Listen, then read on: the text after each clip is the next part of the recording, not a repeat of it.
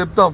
వాళ్ళు చెప్పిన ప్రతి దానికి హౌస్లో దానికి చెప్తాం, అడుగుతాం, వాళ్ళని చొక్కా పట్టుకుని నిలబడతాం. అందరు నేను ప్రజలకు వచ్చి వాస్తవాలు చేస్తాం, ప్రజలకు మేలు జరిగేటట్లు మా బాధ్యత ప్రతిపక్షంగా మేము మా బాధ్యత మేము నిర్వర్తిస్తాం అని నిన్ను.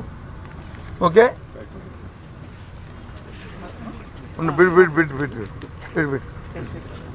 అయిపోయింది. ఇంక రెండోది ఇది దీన్ని అయిపోయిందా? బడ్జెట్ అయిపోయిందా? 2 నిమిషాలు అంటే అది కట్ అవుతుంది, అది కట్ చేయదు, లైవ్ అలాగే వెళ్తుంటుంది.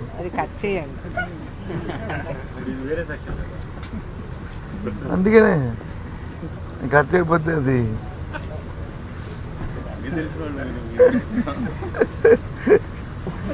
ఆపద మీద నడపడుతూ పోతుంది.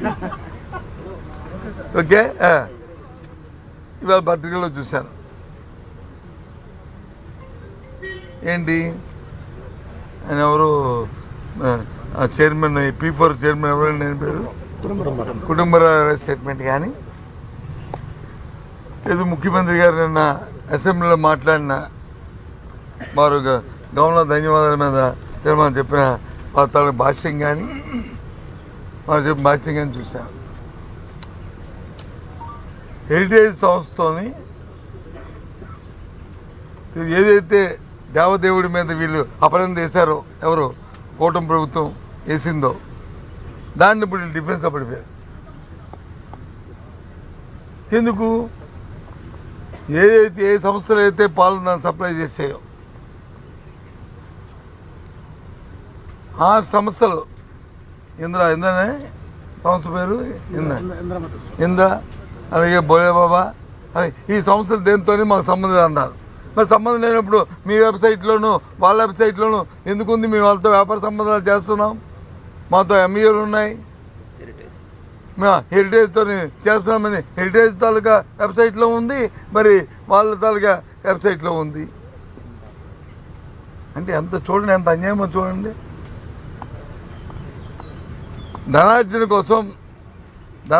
కోసం ఎంతటి ఎవరినైనా సరే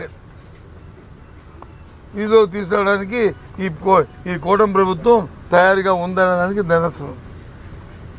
అప్పటికి 10 సార్లు చెప్పాము, ఎందుకయ్యా దేవుడిని తీసుకొచ్చి వీధిలో పెడతారు, ఆడిపోసుకుంటారు, తప్పు. ఆ దేవదేవుడు అంటే అందరికీ ఎంతో పవిత్రమైన వాళ్ళం పెట్టదంటే వాళ్ళ ధనార్జన కోసం ఆ సంస్థల ద్వారా 300 రూపాయలు నెయ్యి వచ్చి 700 రూపాయలు కొనుక్కోవడం కోసం, వాళ్ళ దోపిడీ కోసం ఈ కార్యక్రమం. ఇది కూడా రేపు తీసుకొస్తాం. ఓకేనా?